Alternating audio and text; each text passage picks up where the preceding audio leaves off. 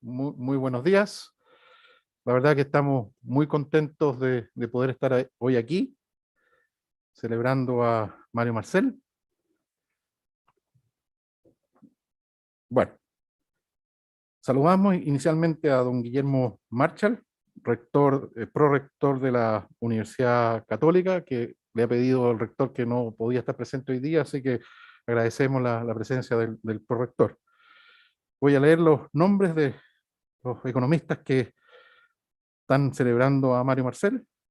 Eduardo Orinat, ex ministro de Hacienda; David Bravo, director del Centro UC de Encuestas y Estudios Longitudinales; Vittorio Corvo, ex presidente del Banco Central; Rosana Costa, consejera del Banco Central; Alejandro Foxley, presidente de CIEPLAN, ex ministro de Hacienda; Felipe Larraín, profesor titular de la Pontificia Universidad Católica de Chile, integrante del Consejo Ejecutivo de CLAPES, ex ministro de Hacienda; Manuel Marfán, ex ministro de Hacienda; Claudia Sangüesa, directora del Centro de Economía y Políticas Sociales de la Universidad de Mayor; Carolina Toá, consejera Centro UC Políticas Públicas, ex ministra secretaria general de Gobierno; Sergio Ursúa, que va a estar a distancia, investigador asociado de CLAPES y profesor titular de la Universidad de Maryland; y Rodrigo Vergara, ex presidente del Banco Central, más todos los asistentes que tenemos aquí hoy día. Muchas gracias, y por cierto a todas las personas que nos están viendo a través de internet. El presidente del Banco Central tiene una gran trayectoria de servicio público. Chile es un país que ha logrado históricamente producir, entre comillas, servidores públicos que combinan técnica, visión de futuro y sentido común. Chile requerirá cada vez más de servidores tipo Marcel. Como CLAPES no encontramos un mejor momento, entonces, de celebrarlo junto a estos importantes economistas. Hemos organizado esta celebración en 3 etapas: etapa Teatino 120, etapa Agustina 1180 y en la academia.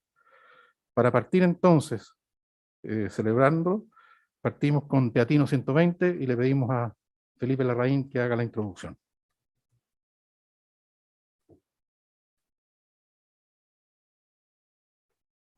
Bueno, muchas gracias, Hernán. Aprovecho de saludarlos a todos y todas los que están aquí. Es un gusto, es un honor poder participar, haber sido parte de la organización de este evento en que celebramos la trayectoria y el trabajo de Mario.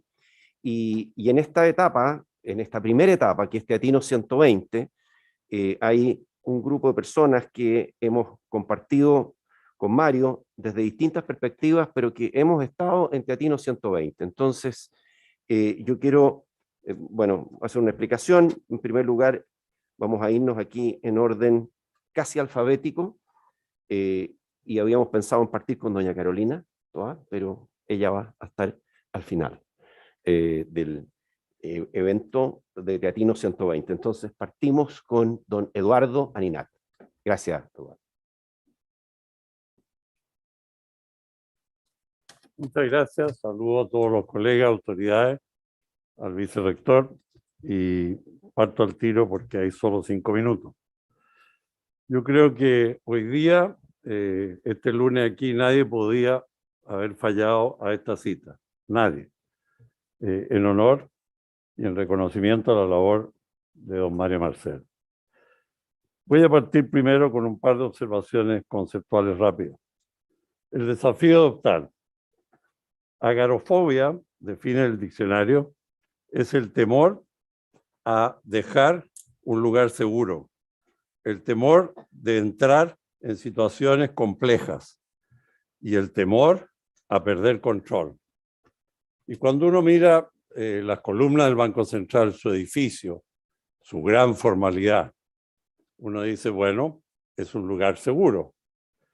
Y lo que quiero reconocer, en primer lugar, en la gestión de Mario Marcel, es que él fue muy claro, muy rápido y muy preciso en actuar en distintos planos, particularmente en uno, en la crisis más grande que tenemos en el siglo XXI, política, social, económica, recesiva, enfermedad de pandemia, y lo hizo con varias características que voy a enumerar rápidamente al final. Usó su racionalidad y su liderazgo para salir a la cancha y no esperar. No esperar la primera, mejor, óptima opción, sino enfrentar las cosas que sucedían en el Chile de esos momentos, en ese espacio, en ese momento. Yo creo que en eso yo como ciudadano le estoy muy reconocido. Y luego su foco, empezando por la función crucial que ocupa hoy día, en su foco monetario, financiero, entender que él prefirió actuar y su consejo que lo acompañó, hay que reconocerlo también, aquí hay varios consejeros, en estabilizar los medios de pago, enfrentar el tema del gap entre demanda crediticia, demanda monetaria y oferta monetaria y hacerlo rápido. Y en segundo lugar, hacerlo a través del sistema financiero existente y particularmente de los bancos.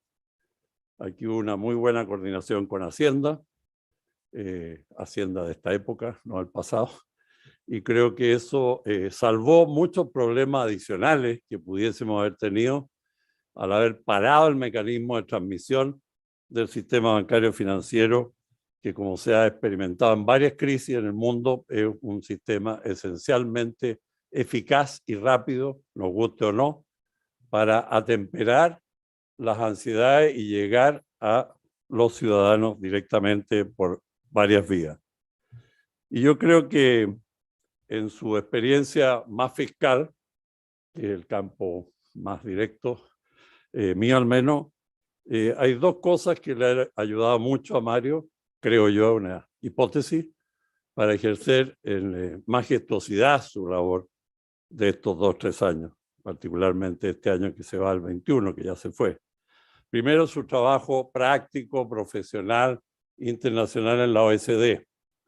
Nos tocó ser por ahí vecinos, nos encontrábamos en el parque envidiable de la OECD y comentábamos. Y Mario andaba siempre con un maletín dispuesto a viajar a países distantes de Europa Oriental y de otros lados a dar la visión OECD en materia fiscal, y lo hizo con gran excepcionalidad de calidad profesional. Luego fue el número 2 antes de eso fue el número 2 de la directora de presupuesto, de la dirección de presupuesto. Luego fue director de presupuesto y me tocó ahí algunos años con él. Y luego llegó en propiedad, en el periodo del ministro Izaguirre, a ser director de presupuesto muy largo. Y yo creo que ahí hay algo que le sirvió para los tiempos que corren. Experiencia directa con el mundo político, que hoy día es dominante y donde todo pasa. No recuerdo haber tenido, no sé, menos de 30 o 40 visitas al Congreso, sea para el presupuesto nacional, agudamente esos 2 meses en que se negocia, sea para proyectos, sea para interpelaciones de tipo macroeconómico. Entonces, Mario llegó con un acervo de entender y escuchar el lenguaje de los políticos, particularmente el Congreso, y eso le dio un punto de partida muy importante. Y su llegada al Banco Central implica que tenemos, por así decirlo, el lado humano, profesional, una coordinación mejor entre estos 2 buques, Hacienda y Banco Central. Yo creo que Mario cumplió 4 de las 5 condiciones que pone McFadden, un clásico que todos pueden leer, para ejercer bien su profesión en este delicado cargo. Primero, awareness, es decir, estar siguiendo al tanto y ágilmente discutiendo la realidad de la macroeconomía. Segundo, espíritu constructivo, es decir, más que pensar cuáles fueron el diagnóstico de las causas y pelear sobre eso, ir a ver las soluciones. Tercero, engagement, eso ya lo dije, engagement público, privado y en el Congreso, como manifesté. Y finalmente, un cierto grado de escepticismo, muy sano en todos los servidores públicos, respecto de las propuestas que se levantan a diario, continuamente, de distintos tipos. Dije grado de escepticismo, no escepticismo. En ese sentido, Mario Marcel es un profesional que no va a tentar la rueda de la fortuna, que en el caso del Banco Central y la posición que ocupa sería muy complejo. Y termino con una anécdota humana que para mí fue muy valiosa. Sin este apoyo de Mario, bueno, paro ahí. cuando estábamos designados, pero no ejerciendo todavía en el Ministerio de Hacienda, alguna persona, a lo mejor fue Alejandro, no recuerdo, nos dijo, habla con harta gente pública para ver qué agenda te va a venir desde la calle. Y lo hice.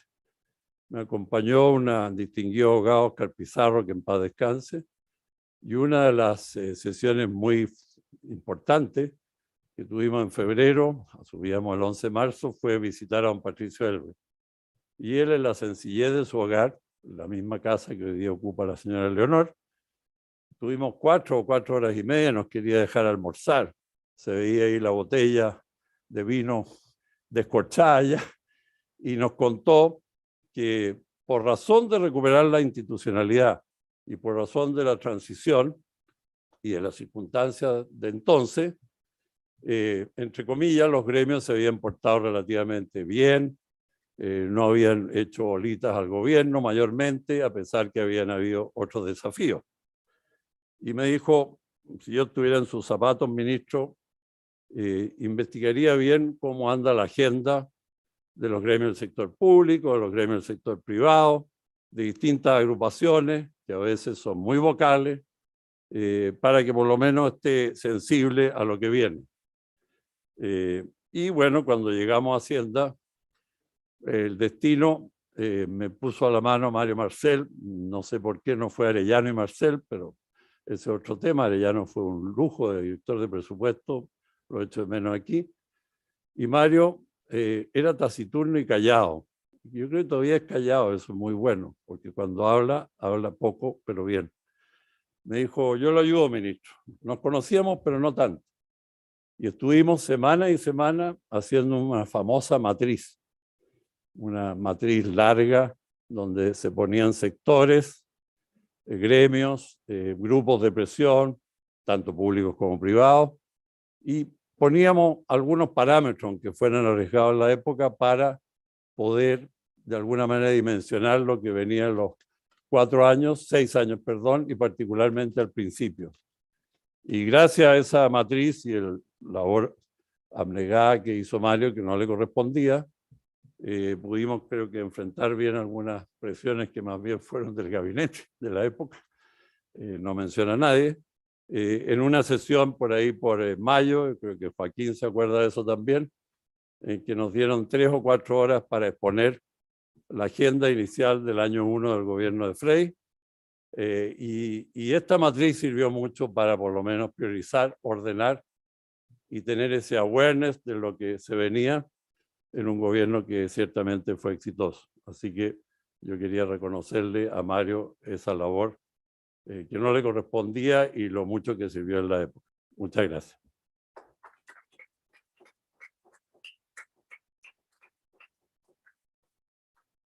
Invito a don Alejandro Foxley que venga a ocupar la tercera. Gracias.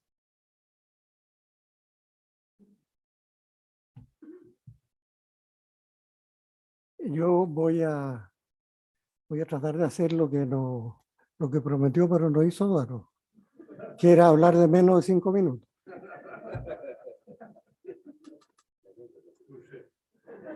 Entonces me van a perdonar, pero preferí, para sintetizar, poner por escrito lo que quiero decir en este momento.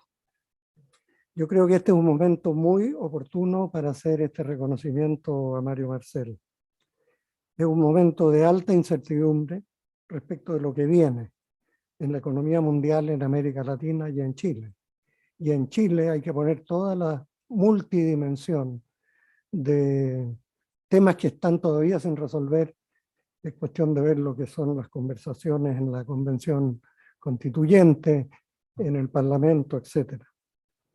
Y digo que el reciente nombramiento de Mario Marcel por un segundo periodo como presidente del Banco Central constituye una señal potente que el país tendrá instituciones capaces de mirar el largo plazo y de resistir tendencias populistas crecientes, como se ha observado en sectores políticos del Congreso. En realidad, parece que día a día se acentúan allí, en el Congreso, las presiones para más gasto público, para nuevos retiros de ahorros previsionales, etc. Y con estas medidas, por cierto, se está haciendo el camino fácil de inducir consumo, un bienestar aparente solo a corto plazo para la gente y a futuro crecientes presiones inflacionarias. El Banco Central, a través de su presidente, Mario Marcel, ha dado señales potentes de la necesidad de fortalecer los objetivos de estabilidad monetaria que creen espacio para sostener un crecimiento más allá del corto plazo y que permita sostener en el tiempo una reducción significativa de la pobreza y la desigualdad. Ahora, yo creo que hay que destacar también aquí que el Banco Central no es la única institución que ha jugado un rol estabilizador y proveyendo estímulos claros y persistentes para avanzar en un crecimiento con equidad. Un rol fundamental lo ha jugado también el Ministerio de Hacienda. Desde el retorno a la democracia, Hacienda lo ha hecho también con coherencia, con un sentido de continuidad y con bastante autonomía e independencia de quien gobierne. En este auditorio hay actores claves que han contribuido significativamente al logro de estos objetivos. No me voy a poner a nombrar a cada uno, pero digo que este reconocimiento a Mario Marcel debe también extenderse a quienes han formado parte de los cuadros directivos y técnicos de estas instituciones, del Banco Central desde luego, y por cierto que también del Ministerio de Hacienda. Quiero concluir reforzando mi punto inicial. Mario Marcel, como presidente del Banco Central, tendrá una enorme responsabilidad en su nuevo periodo a cargo de esta institución, como lo ha hecho por lo demás en el pasado desde que está ocupándose cargo. De hecho, ha tenido siempre claridad para vaticinar acertadamente lo que venía en la economía. Y de paso, ha fortalecido la credibilidad personal de Mario, que hoy día es absolutamente transversal en el país, si no casi unánime, la credibilidad suya y la del Banco Central, en momentos claves en que la confiabilidad en las instituciones, como el Banco Central, juega y jugará un rol esencial en la difícil etapa que viene. Ahora Mario, como tú sabes, corresponderá adelantarse para compensar el alto riesgo de esta inflación que se vislumbra en el horizonte y de una difusión muy confusa de los temas que debieran quedar reflejados adecuadamente en la nueva constitución del país. Por eso te deseamos la misma sobriedad, persistencia, inteligencia que has mostrado hasta ahora como en el cargo del Banco Central. Y quiero también decir que una cuestión bien personal, cuando veo los rostros aquí de todos ustedes que han ocupado cargos directivos o de equipos técnicos, ha sido un tremendo orgullo trabajar con ustedes, porque han representado no solo un fuerte sentido de equipo, han dado una señal al país que sí se puede hacer las cosas mejor, que se puede hacer exitosamente esto que yo he llamado esta segunda transición, y una gran experiencia humana con todos ustedes. Muchas gracias.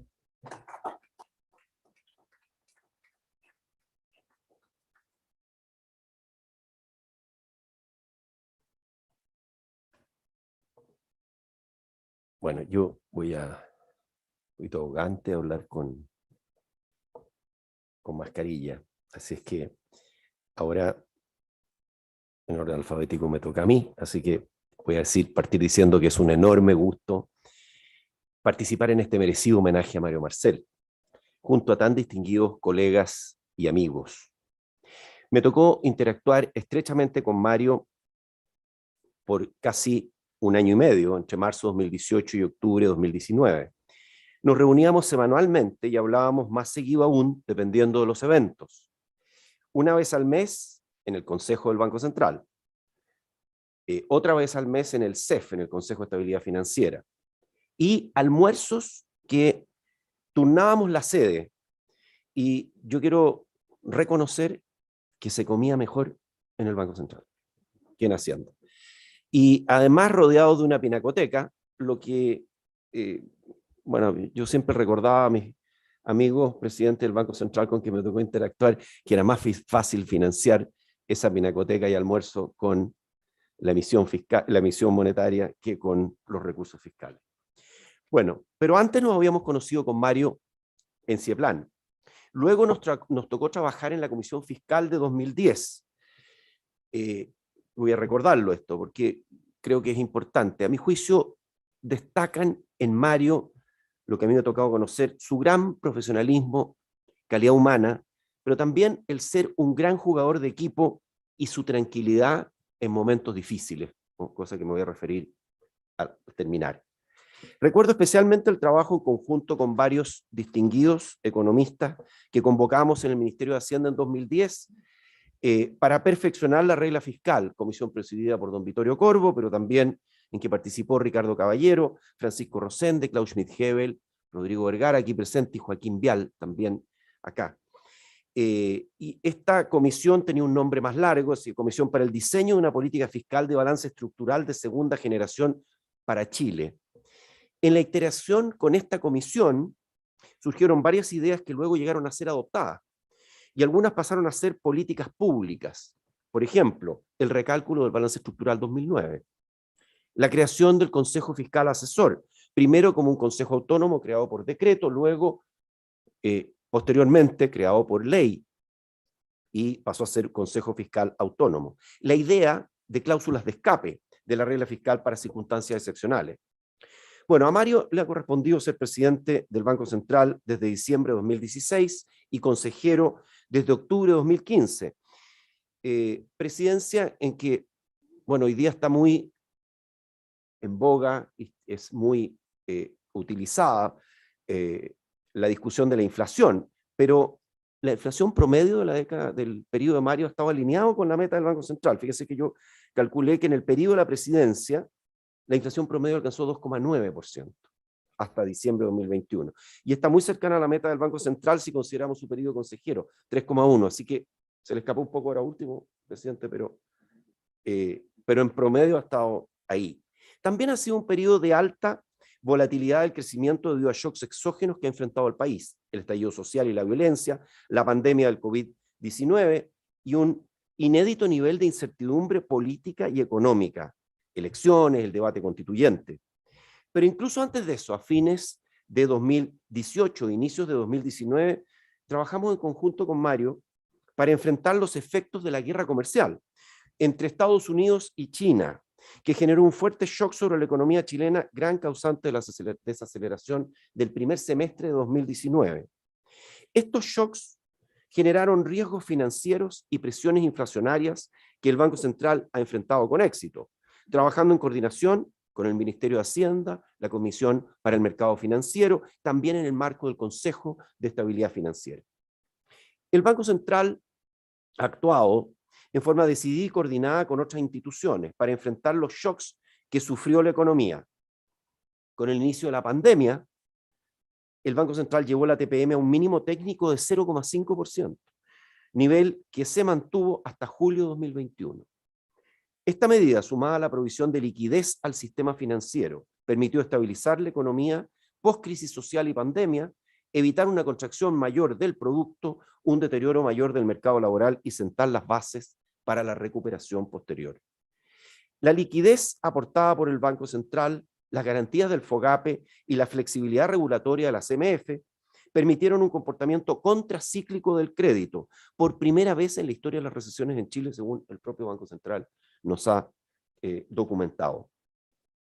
Quiero terminar con los desafíos que le toca enfrentar a don Mario, pues lo reconocemos por lo que ha hecho, pero también lo reconocemos porque creemos que lo va a enfrentar muy bien. En primer lugar, primer desafío, la normalización de las condiciones financieras globales, tasas de interés más altas, que implica un desafío muy especial para el mundo emergente durante los próximos años.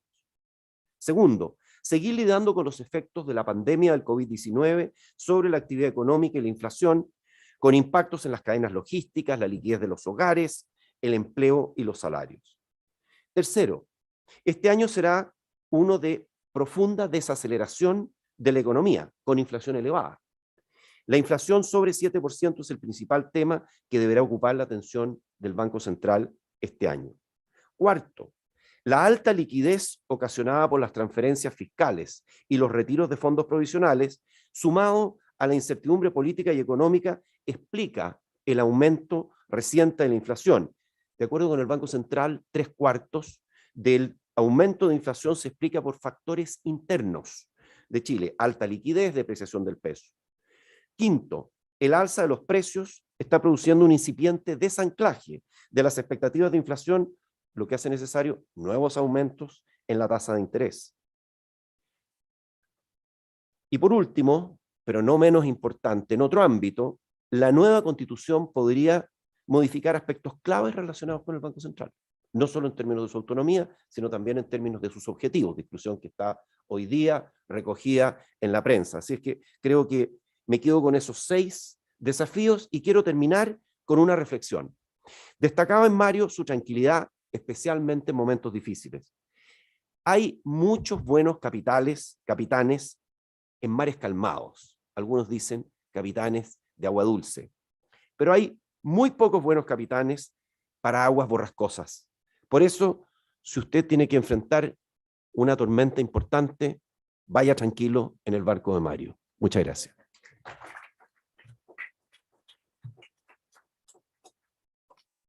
Y para terminar este ciclo de Teatinos 120, invito a Carolina Toá a la testera.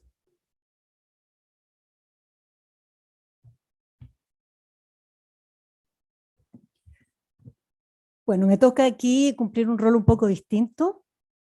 Yo vengo a hablar por los subordinados. Creo que nadie de los otros que intervienen fueron subordinados de Mario. Yo sí, y además no soy economista, no sé cómo terminé metida en este homenaje. Así que hablo también por los chilenos y las chilenas que han sufrido a los economistas, que son todos y todas. Mario fue mi tercer jefe. El primero fue Jorge Arrate, que ya entonces era una eminencia. El segundo fue un italiano, que era bien carrilero y parlanchín. Y después vino Mario, que era como todo lo contrario. A duras penas lográbamos que subiera levemente una ceja cuando algo le parecía bien. El problema es que cuando algo le parecía mal, subía exactamente la misma ceja. Entonces uno podría decir que es difícil trabajar con un jefe así, pero la verdad es que fue todo lo contrario. Ese equipo entero trabajaba con un sentido de misión y un compromiso absoluto de lo que era la tarea de esta oficina llamada Subdirección de Racionalización y Función Pública. ¿Han visto ustedes una repartición pública con un nombre menos sexy que ese?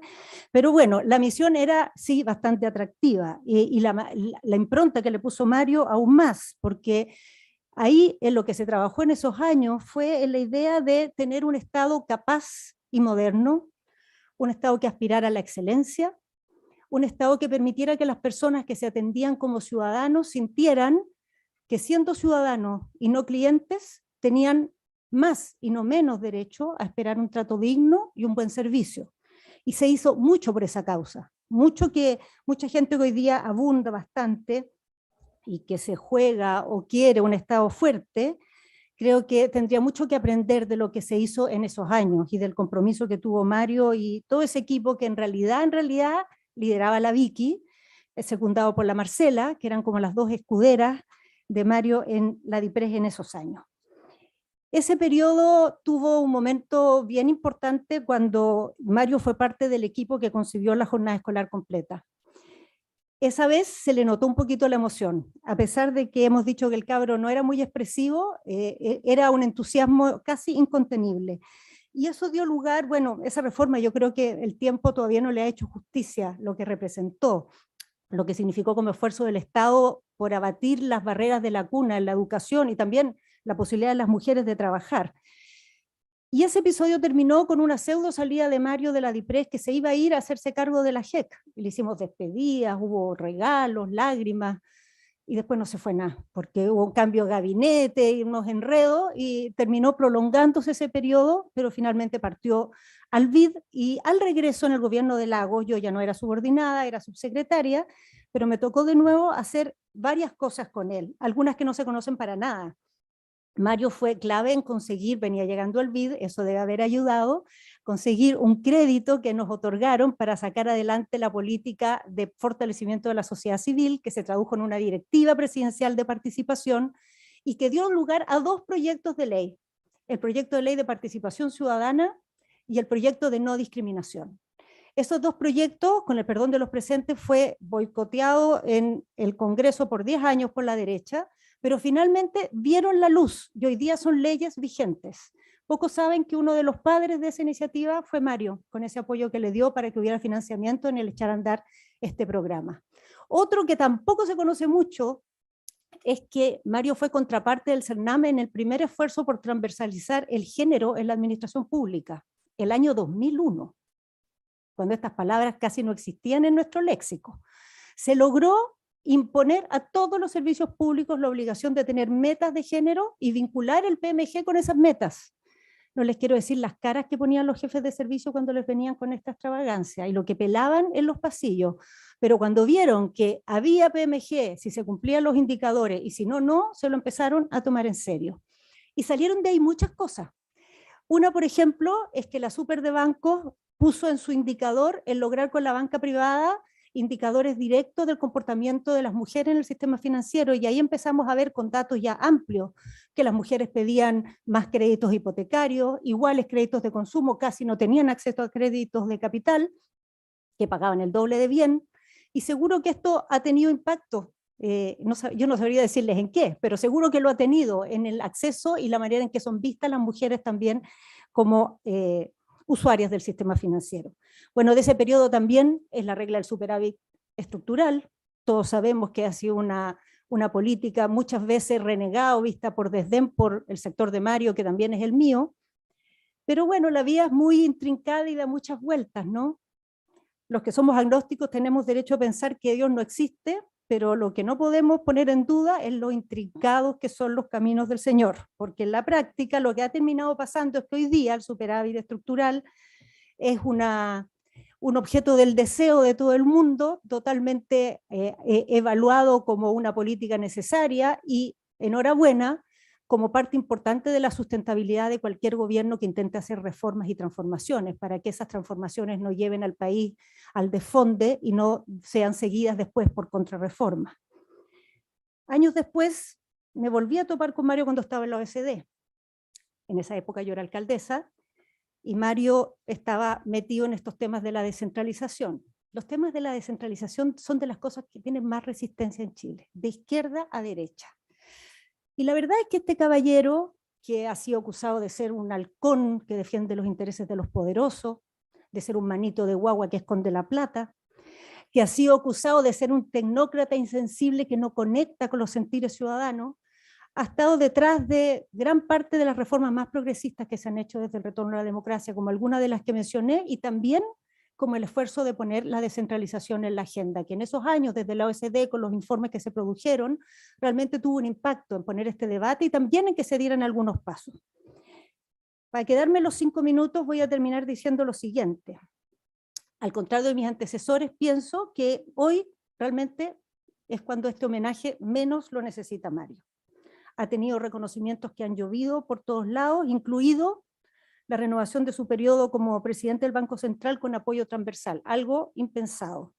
Todo el mundo valora lo que desde ahí se ha hecho para enfrentar la crisis del COVID y para enfrentar también el estallido. Y yo supongo, intuyo, que los que incitaron a este homenaje, lo que tenían en mente era también un cierto desagravio por la forma en que Mario ha sido tratado por sus posturas respecto de los retiros.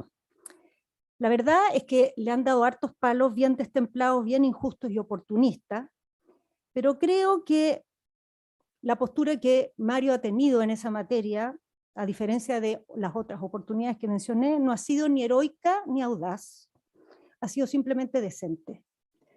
Y cuando en un país empieza a confundirse lo decente con lo heroico, es porque algún problema tenemos. Yo sinceramente creo que en la izquierda tenemos un problema, nos gustan demasiado los discursos verborreicos, las posturas altisonantes, y en eso Mario nunca ha tenido un registro muy bueno. Quizá por eso muchos lo malinterpretan o no lo entienden en nuestro sector. Pero creo que hemos dado aquí ya bastantes pruebas que detrás de ese jefe parco y detrás de ese economista que muchas veces dice que no, hay una pasión por lo público, por la justicia, que realmente a veces llega a ser conmovedora. Y aunque Mario casi nunca hable fuerte, la verdad es que su recorrido grita por sí solo. Muchas gracias.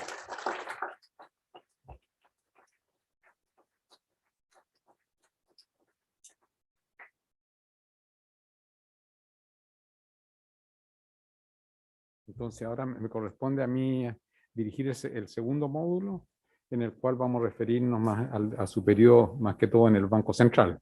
Entonces vamos a partir con Rosana Costa. Adelante, Rosana.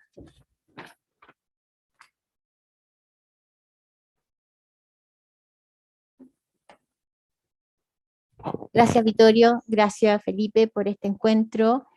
Voy a hablar de Mario Marcel en 6 minutos. Me voy a tomar un minuto más, porque como somos solo 3 mujeres y Mario ha hecho un impulso muy importante por la directiva Mujer en el Banco Central, me parece que es lo más justo.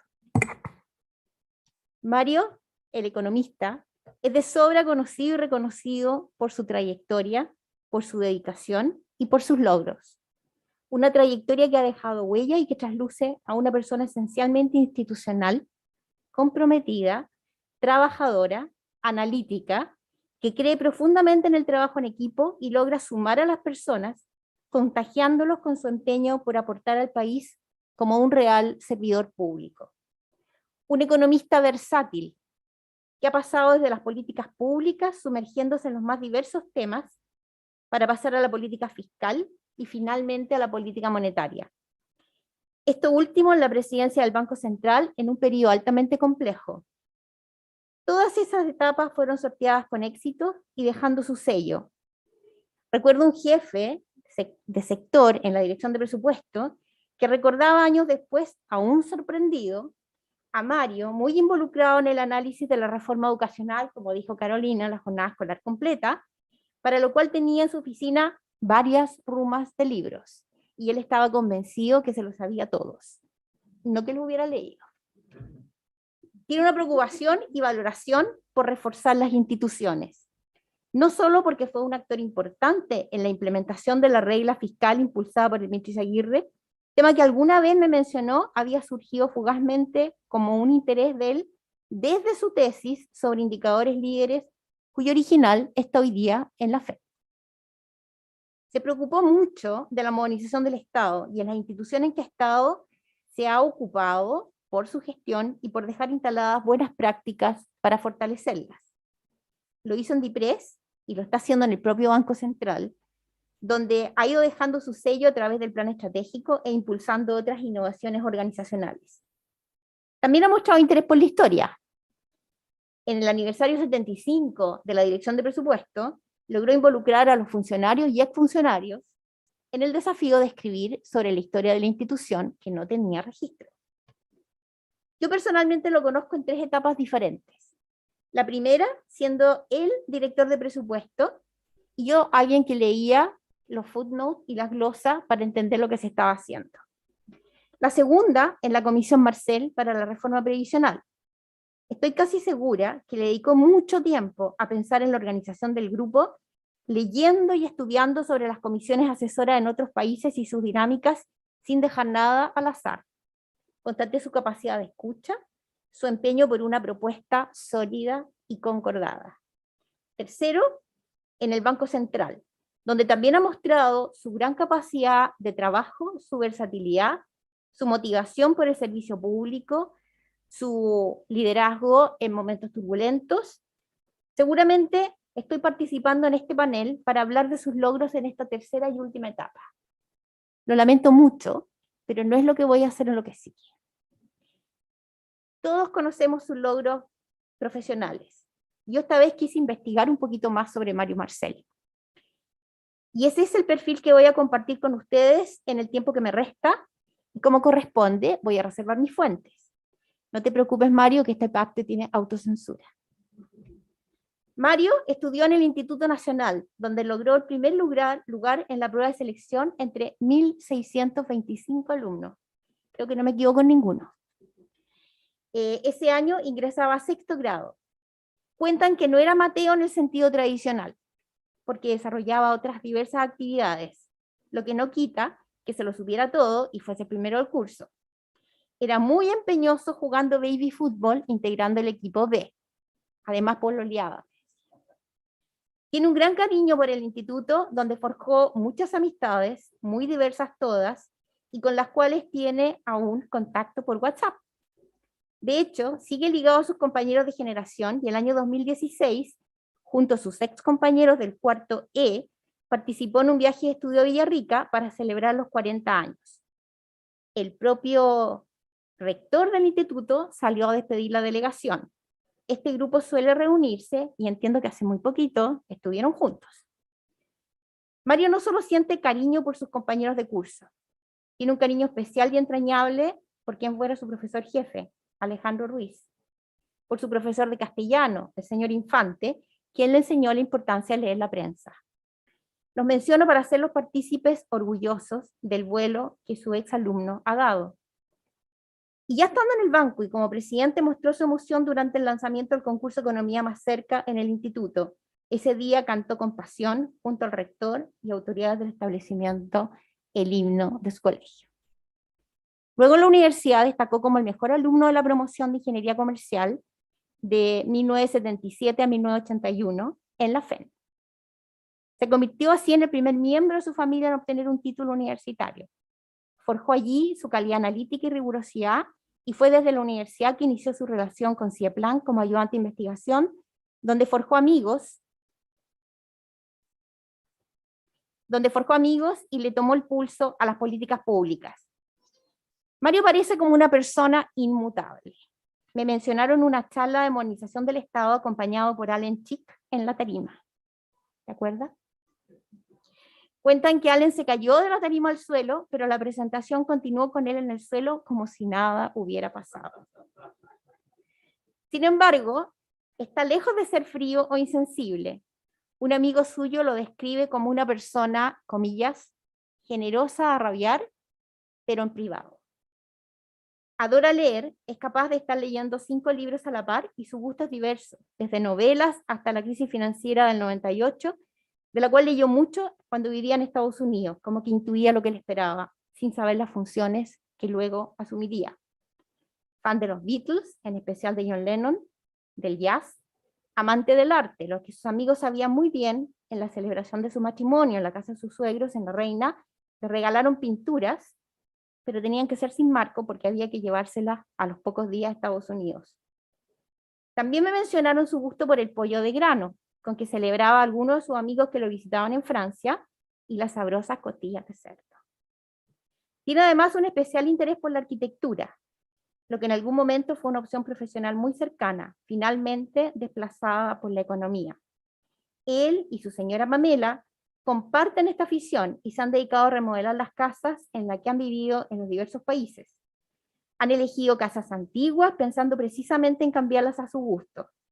En Washington, D.C., alcanzaron a terminar de remodelar la propiedad en la que habían pensado vivir cuando era director de política global de buen gobierno del Banco Mundial, a cargo de un equipo de más de 900 personas, pero llegó el llamado desde Chile para ser designado consejero del Banco Central, y entonces en la capital americana quedó la casa remodelada y el Mini Cooper con la cruz británica con la que se paseaba por las calles para ir a su trabajo. Así también lo hizo cuando llegó a Chile, a su casa actual. Por ello, ya en el banco vivió con pasión el proceso de restauración del edificio y se le vio en más de una oportunidad recorriendo los pasillos para hablar con quienes estaban haciendo este trabajo y conocer de los avances. Mario es también un presidente atípico del Banco Central. Ha sido capaz de romper algunas barreras formales del cargo. Hay una foto, en este sentido, con los ganadores del concurso escolar Economía Más Cerca, gracias a un video que explicaba sobre la autonomía del Banco Central y sus roles, en simple, mediante un rap. Mario entendió el impacto de este esfuerzo escolar y presentó este video en el grupo de gobernanza de bancos centrales en Basilea, a quien le explicó en detalle lo que el rap decía. Finalmente, quiero presentar al papá de 4 hijos, las gemelas Betania, Valentina y Jordi, que comparte esta faceta artística y el carácter reflexivo del padre, los mayores, y Benjamín, de solo 12 años. Con Benjamín mantiene cierta complicidad. Cuando vivían en Francia se escapaban en las mañanas para compartir un café, un croissant o un pan de chocolate. En el banco, Benjamín lo ha acompañado con su elegante humita en el Día del Patrimonio y en más de alguna presentación pública cuando promovió el uso de las monedas en una nota de prensa realizada en un almacén en la esquina de su casa. Me sugirieron no dejar de mencionar en estas líneas a Yoda, el canino internacional, que lo ha acompañado en sus distintos destinos. Es lo que yo quería compartir sobre este economista versátil, un generoso servidor público excesivamente poco locuaz, no solo es por esparco en palabras, sino también lo es en la comunicación gestual, pero con alta capacidad de escucha y con voluntad de fierro. Me queda una cosa más, la última, Mario.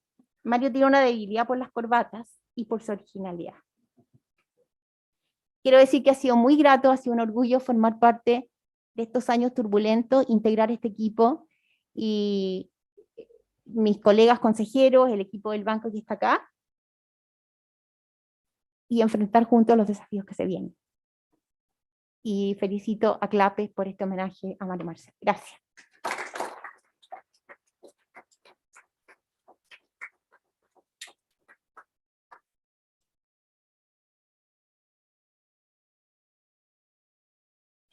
Voy a sacar la mascarilla, más fácil para hablar. Muy buenas tardes, muchas gracias por la invitación. Un honor estar aquí en este homenaje a Mario Marcel, muy merecido. Cuando el año 2014 se cumplieron los 25 años de autonomía del Banco Central, en el banco hicimos, en nuestro seminario habitual, en la conferencia anual del banco, una sección especial, una sesión especial sobre la autonomía, los 25 años de autonomía del Banco Central. Y ahí todos los presidentes que había habido en el banco, veo aquí a Andrés Bianchi, ¿cierto? Roberto Saller, Carlos Massat, Vittorio Corvo, aquí presente, José Gregorio, y yo hicimos unas presentaciones sobre lo que no había tocado, y eso después se transformó o vio la luz en un libro, en esta típica colección de libros que tiene el Banco Central, que se llamaba 25 años de autonomía. Y yo mi capítulo lo titulé algo así como política monetaria en tiempos complejos. ¿Y por qué le puse tiempos complejos? Porque la verdad es que no había tocado la fuerte aceleración de la economía después del 2010, no había tocado la desaceleración posterior, no había tocado el taper tantrum de Bernanke, que produjo gran fuga de capitales de los países emergentes. Así que yo consideraba que era política monetaria en tiempos complejos. La verdad es que si hubiera sabido lo que le tocaba a mi sucesor, me hubiera dado un poquito pudor poner ese título.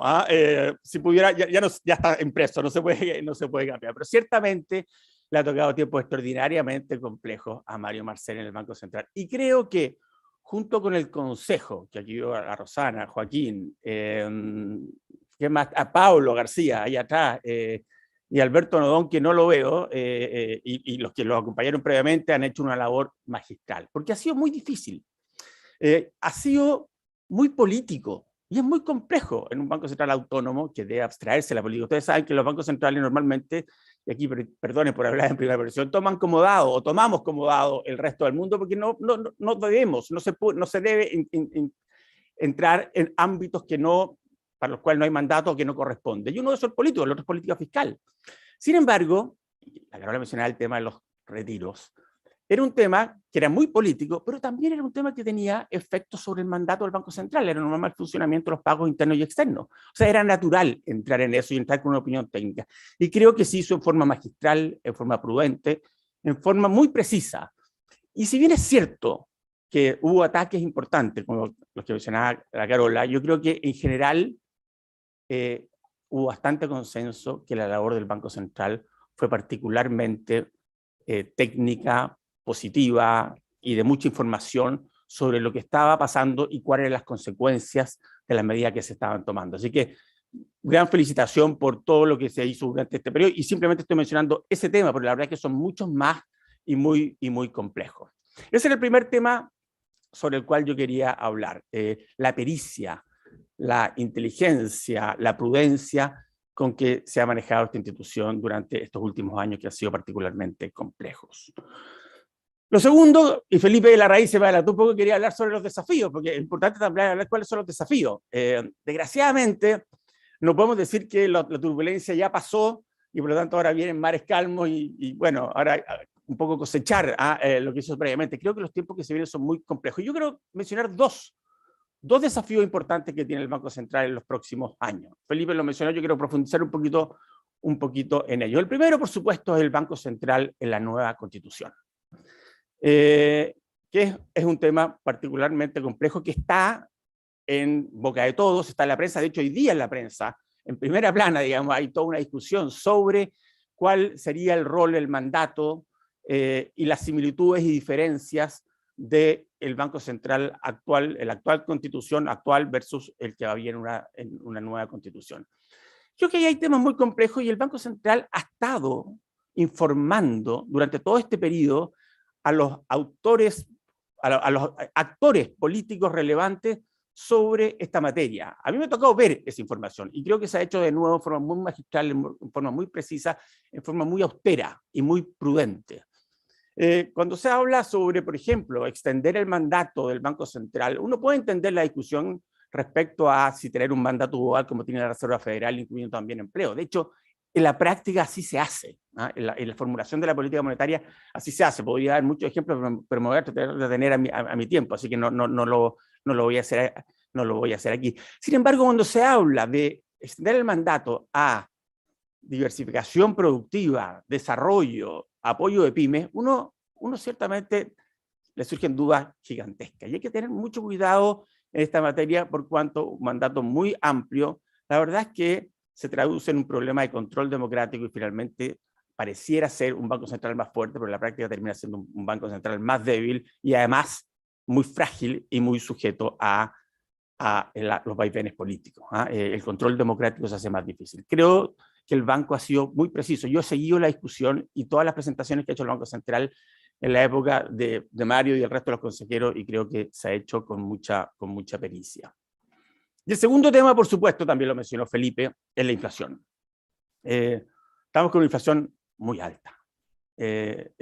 No aceptable, digamos, cuando uno tiene una meta de inflación de 3%. Por supuesto, la inflación puede verse a muchos motivos y la inflación transitoria, bueno, uno la explica y después vuelve a su meta. Pero obviamente que el grave problema que hay hoy día es que las expectativas de inflación, también lo mencionaba Felipe, están desancladas. Hoy día salió la encuesta de expectativas económicas para que vean que sigo de cerca y sigue subiendo esa expectativa de inflación a 2 años. Y los precios de mercado están algo así como 4,5% a 2 años. Eso no es fácil, eso es un desafío importante que va a tener Mario y el Consejo de aquí en adelante. No es fácil reducirlo. En el pasado tuvimos una experiencia parecida, pero no tan parecida, la verdad, que fue el 2007-2008, con inflaciones muy altas, bueno, que fueron sobre 7%, y la inflación volvió muy rápido a la meta, y de hecho fue negativa el 2009, pero tuvimos una crisis financiera global, esa fue la crisis, la subprime. Esperemos que no se necesite esa crisis para volver a los niveles de inflación equivalentes a la meta del Banco Central. Creo que ahí hay dos desafíos importantes que va a enfrentar Mario y todo el equipo. También debo mencionar, veo muchos de los gerentes del staff del Banco Central, a los cuales ciertamente se le debe mucho, porque hacen un trabajo muy profesional, todo el equipo hacia adelante, pero estoy seguro que con la pericia, con la prudencia, con la técnica y con la inteligencia que han mostrado previamente, van a ser capaces de sortear estos nuevos desafíos. Muchas gracias.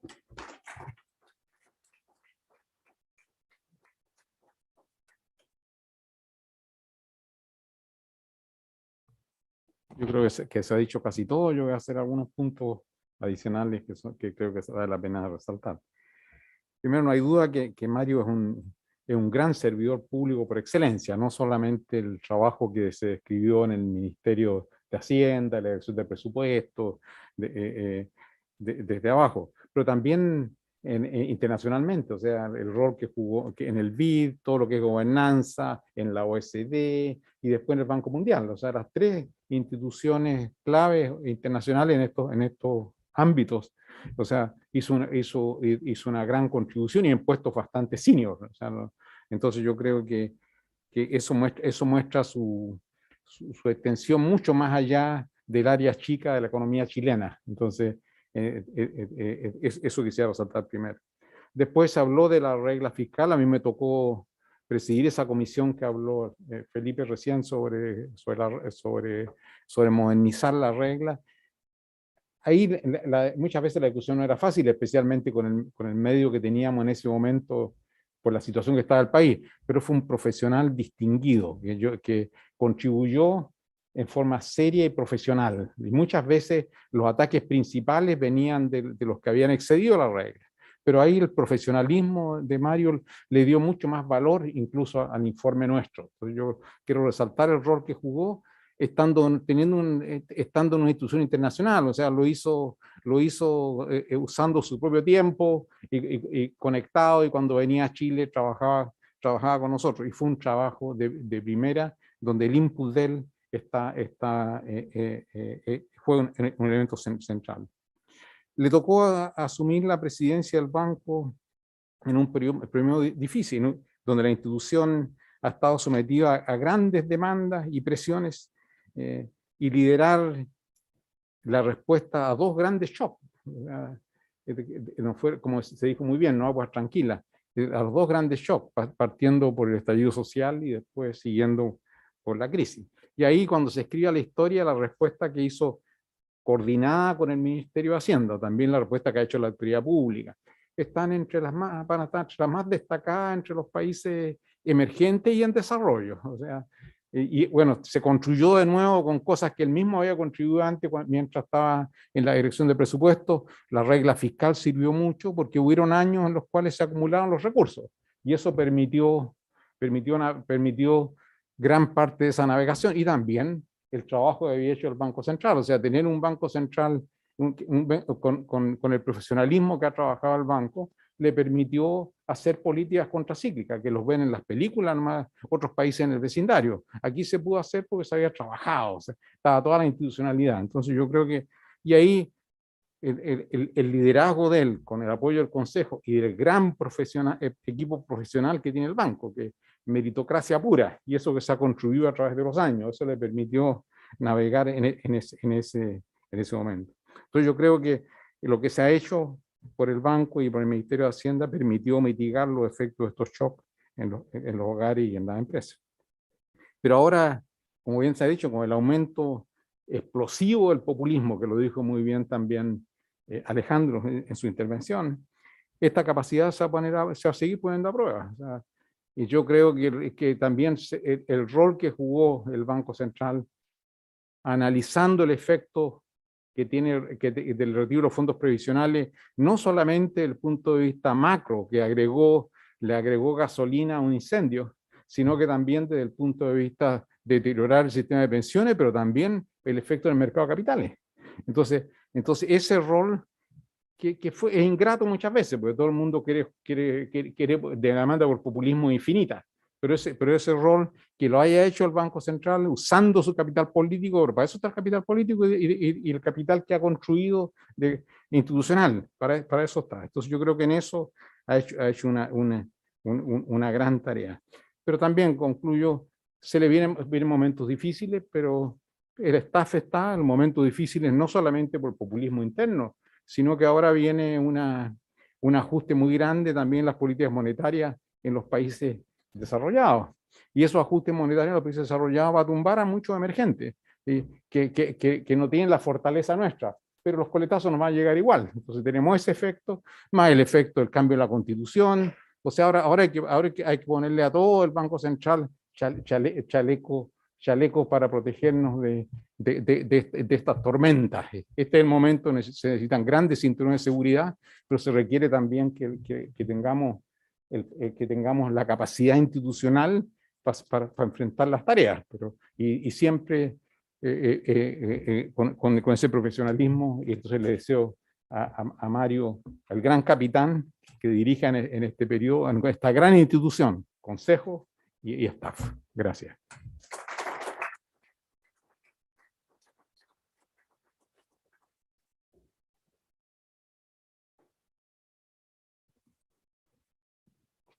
Mario Marcel y la academia. vamos a ver si está Claudia Sangüesa, que no la veo, aquí. Entonces, le damos primero la palabra a Claudia Sangüesa, se prepara Sergio Ursúa, porque esto sí lo vamos a tener que tratar de hacer en 4 minutos cada uno. Claudia.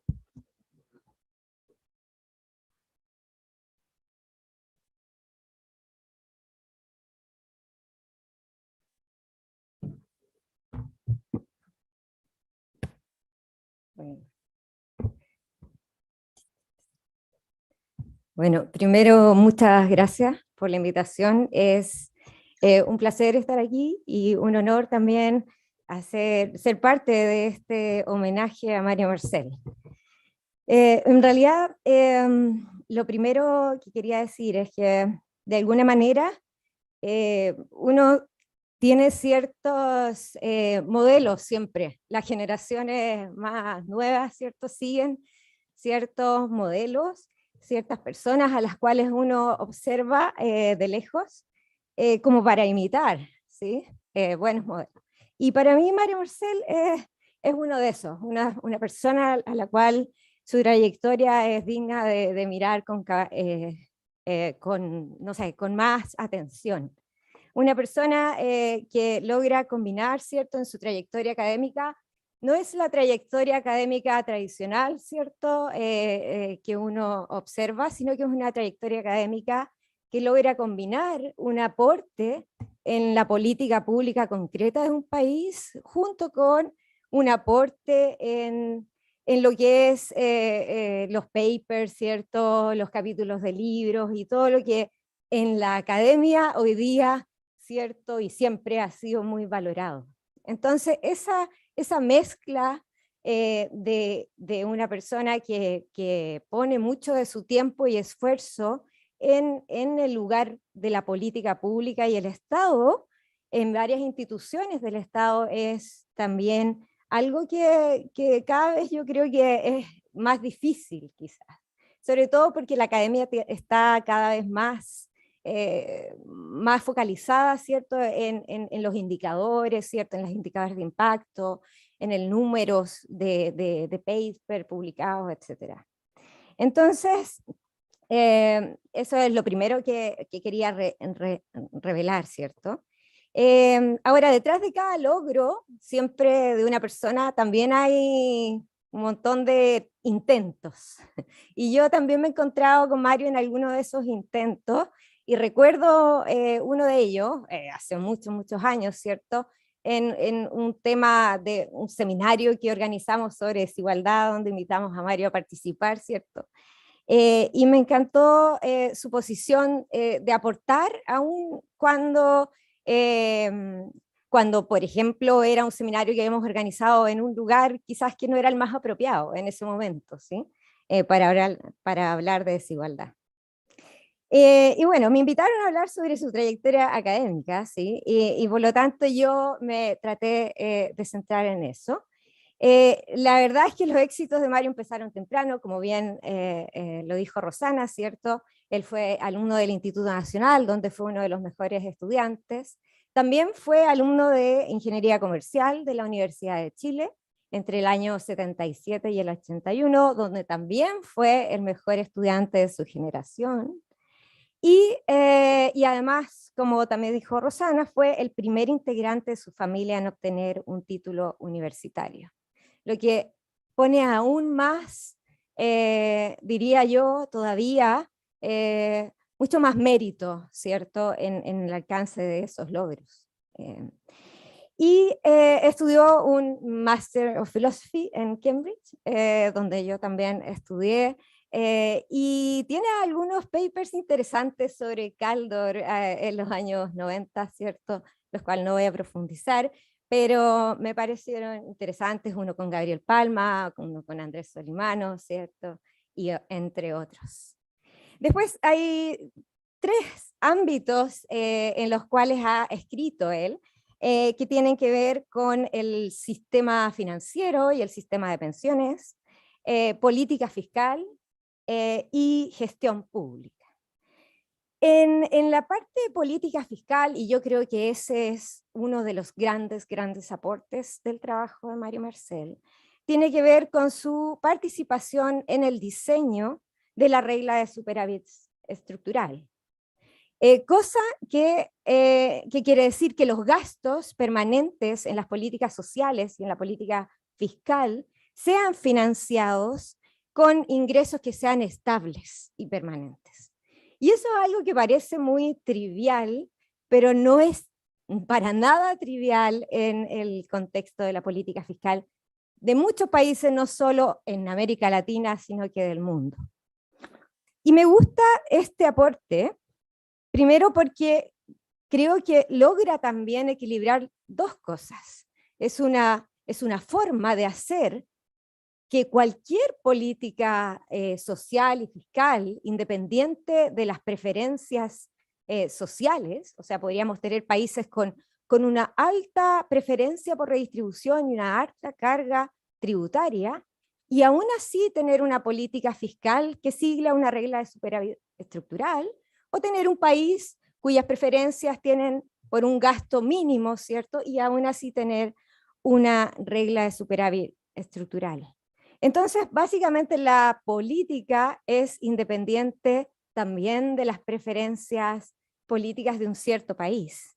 Pero al mismo tiempo es una política que es técnicamente robusta. Entonces está bien hecha desde el punto de vista técnico. Y esto me pareció que es muestra mucho quién es también Mario Marcel, ¿sí? Es un win-win en el fondo de política pública, es una política que permite, ¿cierto? Es dócil respecto a la política, pero al mismo tiempo es técnicamente bien hecha. Y el segundo punto tiene que ver con los aportes que se hizo de la Comisión Marcel, y ahí me gustaría destacar dos cosas. Yo volví a ese informe, a pesar de que lo he leído, y están los temas de género, que están muy enfocados en eso, y muy contingentes hoy día, como la valorización del trabajo no remunerado, por ejemplo, los cuidados. Bueno, y que se convirtieron también en una política pública del bono por hijo, pero también habían otras propuestas como las tablas unisex, y también el foco en la importancia que debería haber, ¿cierto?, para disminuir los costos de administración entre la administración de las cuentas versus la administración de los fondos, que me pareció un detalle no menor en la discusión en ese minuto, que hoy día hace aún más sentido. Y finalmente, el tema de Banco Central mismo, ¿cierto? Y todos los estudios que se hicieron durante la pandemia, ¿cierto? Y las políticas COVID, y el impacto que eso ha tenido en términos distributivos también, la importancia que tuvo en la discusión de los retiros, obviamente, y finalmente también quería destacar un trabajo que tiene sobre constitución económica y autonomía del Banco Central, que es del 2017, así que es previo a todo el debate constitucional, y que me pareció muy importante y significativo, sobre todo hoy día en la discusión actual. Eso, muchas gracias.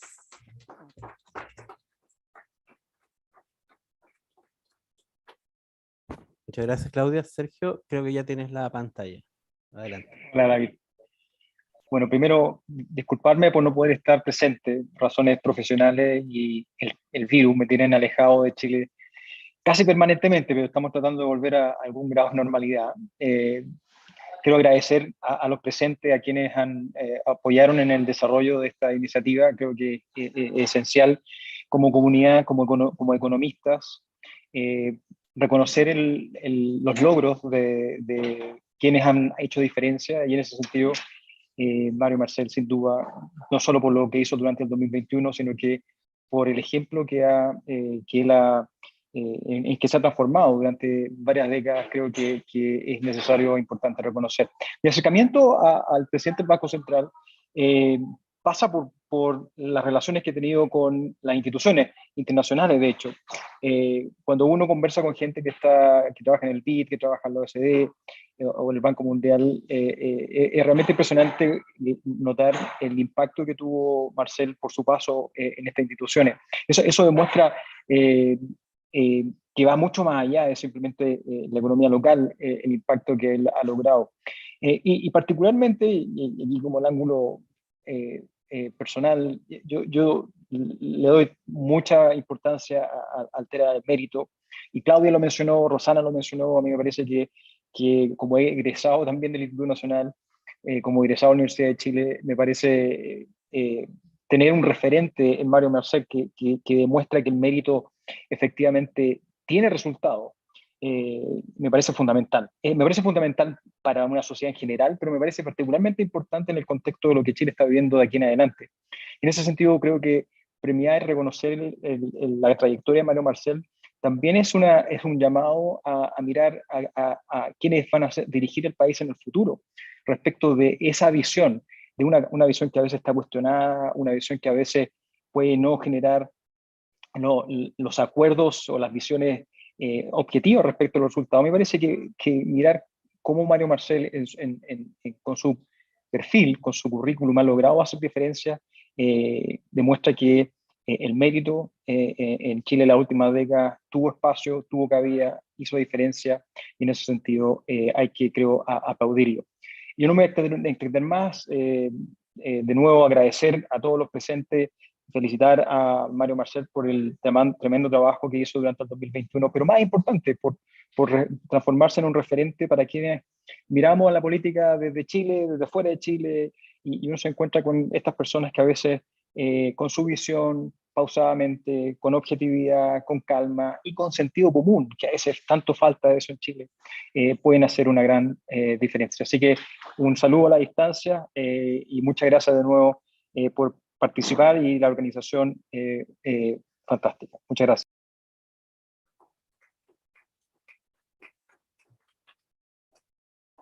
Bueno, muchas gracias. Las últimas dos palabras que quería decir, en verdad no repetir, ya estamos muy pasados con la hora. Bueno, conocí a Mario en el año 88, el CIEPLAN, donde estaba Alejandro, y bueno, yo entré ahí como ayudante, y la primera impresión que tengo, la chequeo con la que tengo ahora, y es bastante parecida, en verdad, no ha cambiado mucho. Me marcó mucho en esa época su capacidad de trabajo, la rigurosidad, la amplitud de intereses que tenía, ¿cierto? Que varios han salido acá dentro de las distintas alocuciones. Por cierto, la vocación por las políticas públicas, y entonces, ¿cierto? Como muchos ahí, su compromiso por la recuperación de la democracia, pero hoy día también, ¿cierto? No solamente por la economía, sino por el país, por la democracia, que es algo muy, muy importante. Y bueno, como Mario trabajaba en Ciplan, en esa casona tan bonita que había, trabajaba hasta tarde. Me recuerdo haber pasado por ahí algunas veces, por esos pasillos, y alguna vez inocentemente Mario me estaba pegado con algo, tenía que imprimir alguna cosa, digamos. Entonces se le congeló la impresora, la pantalla, algo por el estilo. Entonces le ofrecí ayuda, y bueno, Mario concluyó que había que desenchufar la impresora o alguna cosa por el estilo. Ahí nos estábamos conociendo, Mario, y yo le desenchufé el computador. ¿Ah? Había muchos cables, así que me tocó conocer el lado irascible de Mario, digamos, en esa oportunidad. ¿Sí? Que todos sabemos que esa ceja que se le levanta, digamos, ¿cierto? Y tiene varias interpretaciones. Pero la impresión, por lo menos, que tengo de Mario es la misma hoy día, ¿cierto? Esa amplitud de temas, la rigurosidad, la independencia, cierto grado de independencia, de poder ser capaz de navegar, como se decía acá, en ese mar que no es calmado, digamos, como en cualquier otro. Luego, y corto con esto, ¿cierto? Me tocó trabajar con Mario en el Consejo Asesor Presidencial por la Reforma Previsional, con Rosana, y ahí pudimos ver como el liderazgo de Mario en su estilo, ¿cierto? Como para poner a todo el mundo a trabajar juntos, y yo aprendí mucho, y le agradezco mucho creo que todos los que estuvimos ahí tenemos esa sensación de haber sido parte de algo importante. Como nota curiosa, ¿cierto?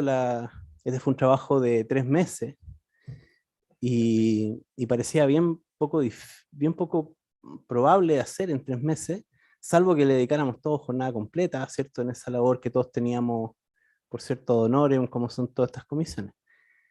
Bueno, la cosa es que se hizo al final, se logró hacer en 3 meses, gracias a no sé cómo, ¿cierto? Se logró empujar esto en tan poco tiempo, con todo el aporte de todos los equipos del gobierno que trabajaron. Y yo cuando la presidenta me pidió que estuviera en la comisión de pensiones del año 2014, yo dije, no, esa experiencia no puede ser de 3 meses, ¿cierto? Sino que tiene que ser un poquito más de tiempo para que podamos hacer un trabajo humano, ¿cierto? Que no tenemos que estar ahí 20 horas al día, porque en realidad creo que cada uno de los miembros de la comisión estuvimos ahí muchas horas, en el caso de lo que dije Mario Marcel. Entonces dije, vamos a hacer algo un poco más humano, y tuvimos esta comisión en la que me tocó trabajar, continuando la línea de la comisión de Mario, solo que, bueno, esta comisión fue mucho más larga, trabajamos igual, una cantidad de horas enorme, con lo cual concluí que en realidad la estrategia de Mario era mejor, ¿cierto? Porque definitivamente. Finalmente, bueno, Mario, el trabajo de Mario fue muy importante en lo que fue la discusión de pensiones en Chile, todos los trabajos pioneros que tuvo en el año 2000, 98, 99, etcétera, junto con Alberto Arena, y básicamente el estudio que empezó a hacer sobre el sistema de pensiones fue lo que motivó el que se pudiera luego empezar a entrar en este tema, y posteriormente con datos, ciertos datos que también desde su puesto de Hacienda, DIPRES, en el que se encontraba, como que empujó para que esto se pudiera hacer, una discusión mucho más fundada. Creo que una buena parte de las cosas que pudimos empezar a entender entonces y que hoy día ya están en la jerga común, tiene que ver con ese esfuerzo original. Y solo puedo decir, Mario, que bueno, por cierto, creo que muchos nos identificamos con lo que fue esa postura frente al tema de políticas, ¿cierto?, equivocadas, como el tema de los retiros, y de alguna manera por que cada uno tiene que cumplir su rol que tiene en su momento, como para poder decir cuestiones que muchas veces no son populares. Este es un ejemplo claro, ¿cierto?, donde no es popular decir que no a algo que las personas están gritando, ¿cierto?, diciendo, pidiendo que sí ocurra. Ese valor, creo que son esas características del día 1, por lo menos, que yo encontré en ti, creo que siguen ahí, y también son una escuela, creo yo, de una generación de personas, ¿cierto?, que han estado en el servicio público, y bueno, muchos están acá presentes hoy día, que de alguna manera han generado un sello, ¿cierto?, para el país, lo que ha sido un proceso de desarrollo importante en estos 30 y tantos años, y también tiene que ver un poco con lo que necesitamos para adelante, ¿cierto? Y por lo tanto este homenaje a Mario es también un homenaje, es como una expresión de necesidad de aquello las características del liderazgo que necesitamos también hacia adelante. Muchas gracias, Mario.